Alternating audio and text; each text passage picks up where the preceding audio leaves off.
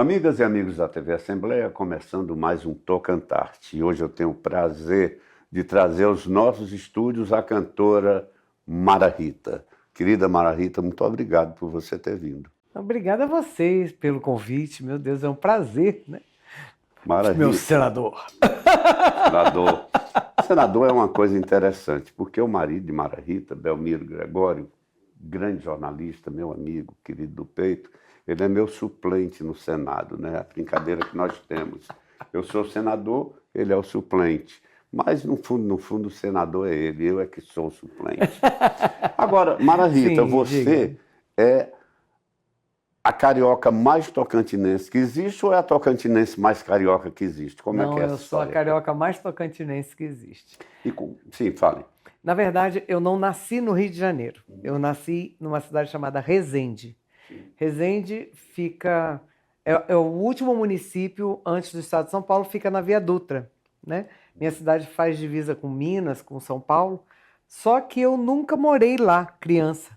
Eu fui morar com 18 anos, fui embora com 20, mas eu fui criada no Rio de Janeiro. Meu pai era um militar do Exército e a gente morou no Rio de Janeiro a vida toda, né? Eu me formei, segundo grau, todo ali no Rio de Janeiro.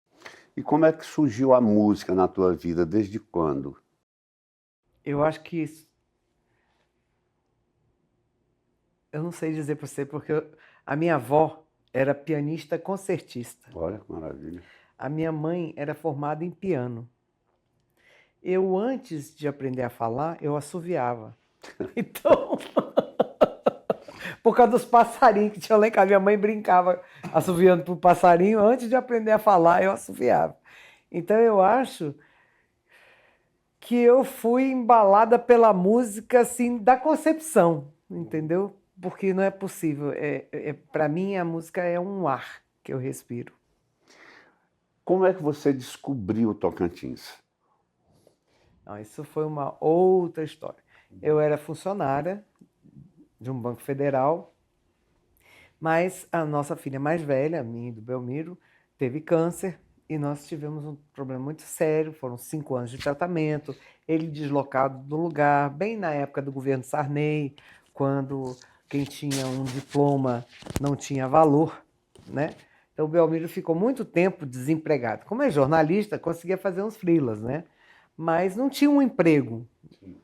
E com isso o poder aquisitivo foi caindo, foi caindo, foi caindo. E aí eu disse para ele, não, chega, basta, vamos para algum lugar que a gente possa dar vida, qualidade de vida para os nossos meninos. Nós iríamos para o sul de Goiás, para Rio Verde. Aliás, é uma cidade belíssima, né? Que o Sim. Belmiro não conhece até hoje. Mas quando ele falou que topava sair de Belo Horizonte, que nós estávamos já em Belo Horizonte, eu falei para ele, olha, tem Rio Verde, que tem isso, tem isso, assim, mas tinha uma revista Veja na cabeceira da nossa cama, revista Veja de agosto de 1993, cuja capa era Palmas, o último Eldorado do século. Aí eu disse para ele, ó, amigos, a gente vai para Rio Verde, a gente vai ter que é uma sociedade constituída, a gente vai ter que penetrar, né? A gente vai ter que entrar nessa sociedade. Ou a gente vai para esse lugar aqui que é terra de ninguém, é de quem quiser trabalhar. E assim nós viemos para cá, nós viemos conhecer. Ele que estava quase 6 anos desempregado, chegamos numa quarta-feira, em pleno governo Moisés Avelino, o Belmiro arrumou um emprego no Palácio na sexta-feira à tarde. Então, quem aqui é de mais tempo sabe que isso seria uma coisa quase impossível. Mas estávamos predestinados a virmos para cá. E aí viemos para cá. Esse ano faz 31 anos que a gente está aqui. E aqui a gente criou os filhos, formou os filhos, casei meu filho, tenho meu neto nascido aqui. Se alguém disser que eu tenho que ir embora, eu choro, me escondo, mas não vou, porque eu sou filha de militar. Com meu pai, eu viajei muito para muitos lugares. Eu me mudei muitas vezes de casa. E eu tomei posse no Banco do Brasil lá em Rondônia. Conheci o Belmiro. Com o Belmiro eu já morei em Maceió, já morei em Rio Verde, né? Eu já morei em todas as regiões do Brasil, todas. Mas aqui no Tocantins, a minha sensação é como se eu tivesse voltado para casa. Mara Rita, você está fazendo 45 anos de cantora, apesar de ter só 30 anos de idade. Conta Isso. conta aí um pouco dessa tua trajetória maravilhosa, brilhante. Obrigada. É o seguinte, eu comecei como todo mundo começa. As pessoas ou começam no boteco ou se começam num festival. Eu comecei nos dois, né? Então, desde de garota, desde antes de ser maior de idade, eu já participava de festivais, né? Festival de dança, festival de teatro, porque antes de eu mexer com música foi a última coisa que eu fui mexer. Eu fui diretora de teatro, sonoplasta, uma porção de coisas assim, até eu me admitir cantando, porque eu achava que minha voz era de trovão. E foi uma professora de piano, que eu tenho 14 anos de estudo de piano clássico, uma professora de piano que me deu um disco da Leni Andrade para eu poder tentar entender a minha voz, o grave da minha voz. Né? Então, eu tive muitas pessoas assertivas na minha vida, que sempre me puseram para cima. Eu era muito estudiosa, então tudo que eu queria fazer ao redor me permitiam. Né? Então, eu fiz teatro, eu pinto vidro, eu sei fazer cerâmica, eu pinto tecido. Eu era o cão chupando manga. Então, tudo quanto é curso que a minha mãe podia me colocar, ela me colocava para eu dar sossego. E ela sempre disse, eu não te criei para ser artista, imagina. Minha casa tinha 2 pianos, ela dava aula em um e o outro servia para o pessoal que não tinha o piano em casa. Então, é isso que eu estou te falando, a música veio assim. Mas, de qualquer forma, eu sou nascida em 59. Não precisa fazer conta. Né? Precisa fazer conta. Tá. Mas eu sou nascido em 59. A partir da meu entendimento de música, que foi em 65, já era o governo militar. Então chegou um ponto que eu dizia para o meu pai, não pode só ter Roberto Carlos, Rita Lee e Raul Seixas. Eu tinha memória musical de outras coisas. E, de repente, eu fui puxando a minha cabeça e fui me lembrando de músicas de bossa nova. Aí, em 1976, meu pai me deu um disco do Chico Buarque de Holanda chamado Meus Caros Amigos.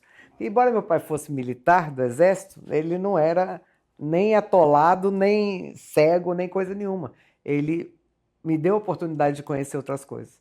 O disco chamava Meus Caros Amigos, eu fui atrás desses caros amigos, e aí desde 76 eu estudo a música brasileira. A história da música, a história de cada música em si, né? A história dos compositores, da evolução da música, que eu gosto muito disso.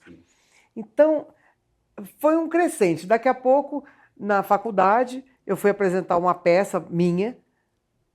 A gente estudava teatro na faculdade de comunicação, eu sou jornalista, e aí eu fiz um trabalho de teatro e eu entrava na peça só para cantar Corcovado, um cantinho, um violão.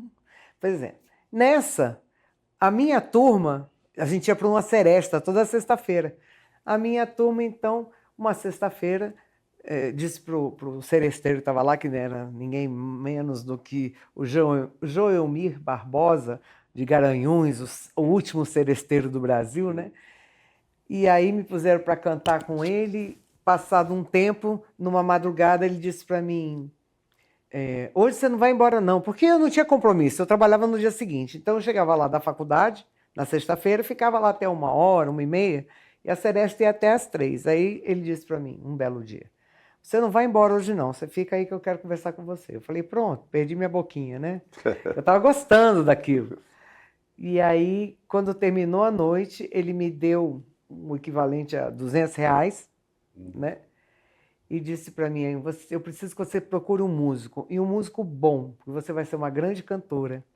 E essa madrugada foi dia 9 de junho de 1979. E Por isso que eu conto as datas. E ele falou a verdade, né? Porque realmente cá para nós, pelo amor de Deus, né? Olha, hoje eu estou conversando com a cantora Mara Rita. Nós vamos para um rápido intervalo e voltamos já já.